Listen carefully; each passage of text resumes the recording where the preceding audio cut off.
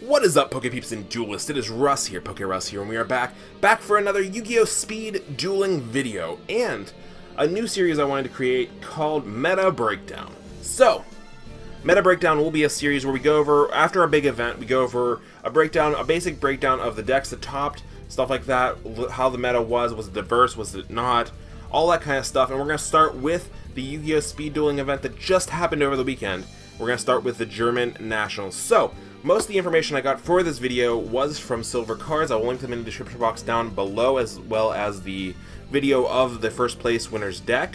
That way you can go check out all the information more in depth from their perspective, but this is just a basic breakdown of everything that went on. So, let's check out the breakdown here. So, if you would ask me 2 weeks ago what the meta for speed dueling would be, I would just tell you, Blue Eyes and Amazonist. It was pretty cut and dry.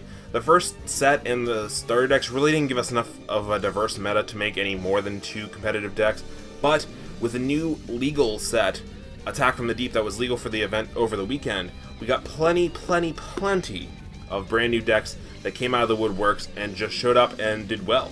So, breakdown, there was 36 people that attended the German Nationals for speed dueling. We had 8 Blue Eyes, which was to be expected. We had 6 different Amazonist deck between Amazonist and Amazonist Control.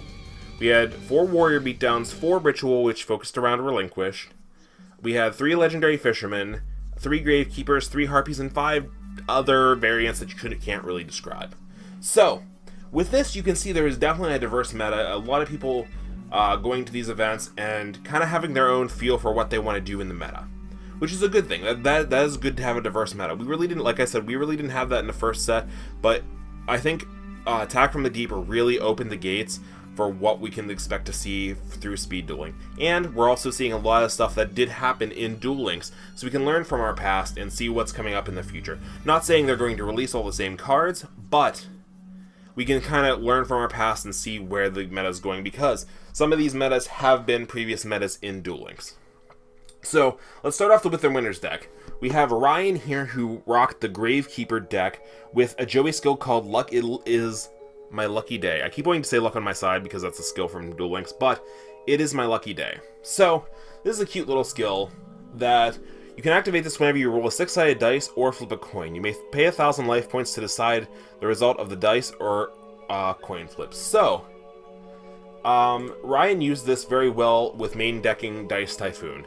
This allowed him to roll whatever he wanted from Dice Typhoon, which was usually the 5. 5 allowed him to destroy him 2 cards on the field, which is super strong.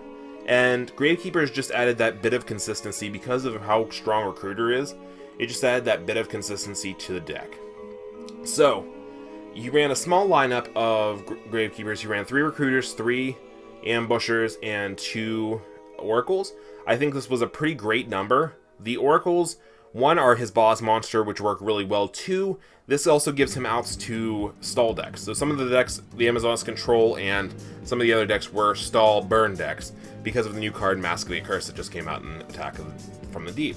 So you have Mask of the Accursed, and if your opponent can't really deal with it, then, I mean, they just sit there and take burn damage every turn.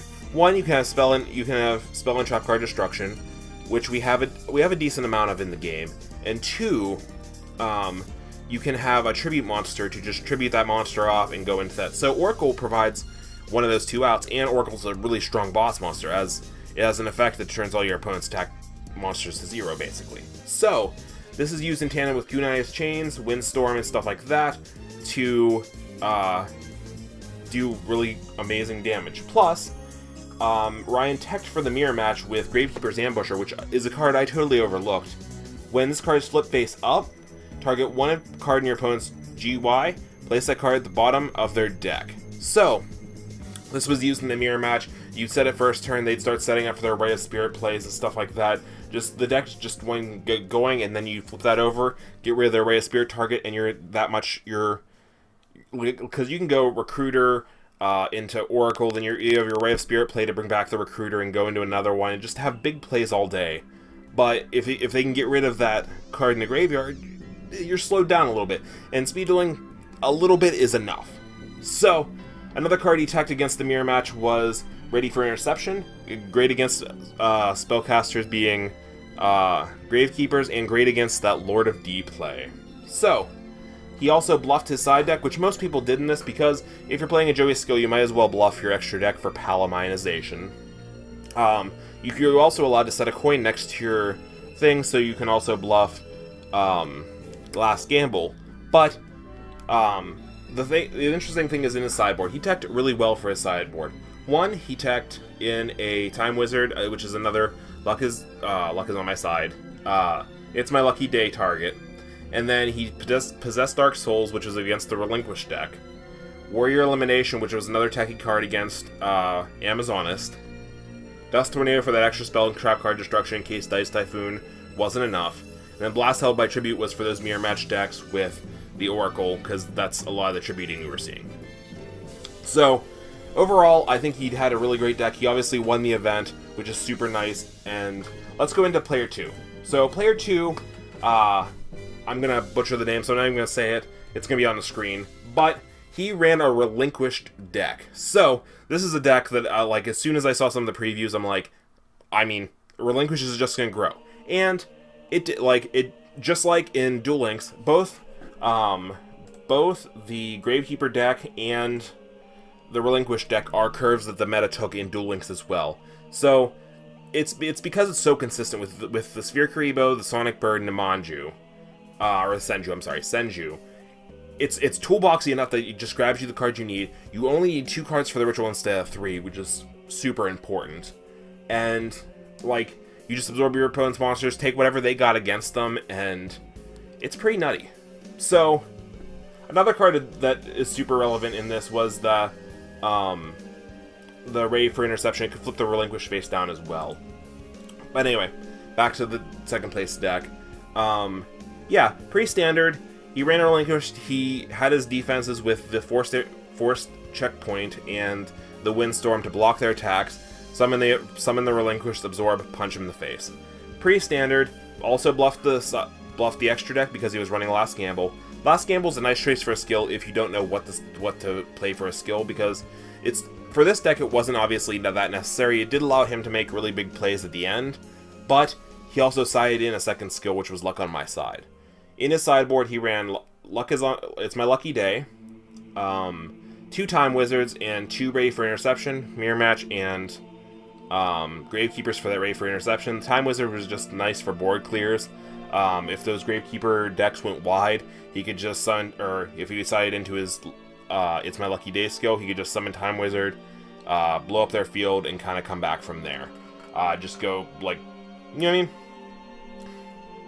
So, there's not much to say about the second place, but obviously you got second place. It's a really strong deck, toolboxy, consistent, and that's what we're going to see as we go into the upcoming metas. We're going to go right into the third place, which was that control deck that we were seeing and talking about, the burn style deck. So, this I ran the brand new skill, Viral Infection. So, Viral Infection, once per turn, you discard any number of cards. Declare one type of monster, spell, trap, or monster. Your opponent sends 1 card of the declared type from their deck to their graveyard for each discarded card. If you do, flip this card over. So, this card was super strong because you would use your Amazon Swordswoman and your Vampiria to recycle your Amazon Swordswoman to just sit on field and do the dirty. You'd have Sphere Karibo to protect yourself and Magician of Faith to bring back your Mask of the Accursed. So you had basically 4 Mask of the Accursed in the deck, which is super strong. You had Half Shut to protect your guys if you wanted, and reflect damage back at your opponent. You could just sit there and stall, and then Viral Infection discard, make them discard all their monsters, and what else do they have left? You've pretty much won the game. So, Windstorm, everything was to protect those Amazon Swordswomans, because, I mean, they're the ones that are going to do the damage to the deck. Pretty strong. Viral Infection's pretty dirty. Between the side and the main, he had 3 Windstorm. He had the Ready for Interception against this Spellcaster decks.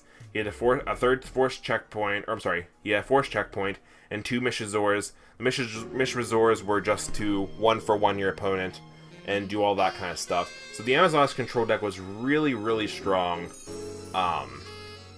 But looking over, a lot of the decks did have a couple common themes between them. A lot of them were either maining or siding Ready for Interception. which you target one warrior or spellcaster on a field with the face down defense. That hurts Amazoness, that hurts Relinquished, it hurts Gravekeepers. Like any deck that has one of those two things, like it even hurts Blue Eyes because they summon Lord of D. You play Ready for Interception, flip it face down. I mean, they still got their Fluid Summoning Dragon, but you're just gonna destroy it on your turn anyway. So Ready for Interception definitely shuts down those Blue Eyes decks hardcore if you got into it before as fast as they did their Lord of D. I mean, if they opening turn Lord of D, Fluid Summoning Dragon, you were kind of boned. But obviously, some of these decks had outs to them as well. I mean, if you sat there and because the way the Blue Eyes decks ran, like if you set up Mask of the Accursed, like they had to have heavy spell and trap card destruction, or their Blue Eyes were pretty worthless, and then really no way unless you were willing to tribute your Blue Eyes for other Blue Eyes, you had really no out to it. Warrior Elimination, again, really nice card, destroy all warriors on a field. This was to prevent warrior toolboxes from going really wide, getting rid of those one-for-one-ing those Amazon swordswomen that were pesky, all that kind of stuff. You have Zombarina, which was used in that third place deck.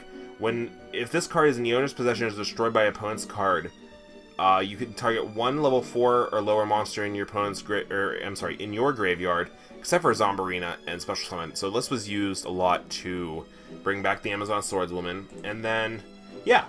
So we saw a very diverse meta over German Nationals, and I think it's great to see in these upcoming months leading up through all these Nationals and Worlds and all that kind of stuff, leading into the next set of speed dueling with the 2 new starter decks we're going to get, and the brand new set we're getting in August. August is going to be a huge month for multiple games, being YuGiOh Speed Dueling and Dragon Ball. So, I hope in the next upcoming months I get to do this some more. If you guys want to see more of this content, if you want to see it for Dragon Ball Super, let me know. If you want to see it for more Speed Dueling, let me know as well. If you like this kind of content, make sure you hit that like and subscribe button down below. We do Speed Dueling content, we do Dragon Ball Super CCG, Dokkan Battle, and a couple other things. So if any of that tickles your fancy, make sure to hit that like and subscribe button down below. I do have these t-shirts for sale over on Teespring. This is the brand new PokeRuss logo. If you haven't checked out any of my videos, if this is your first video, like I said, hit that like and subscribe button for more meta breakdowns. And I'll see you guys in the next video. Have a great day. PokeRuss out. Peace.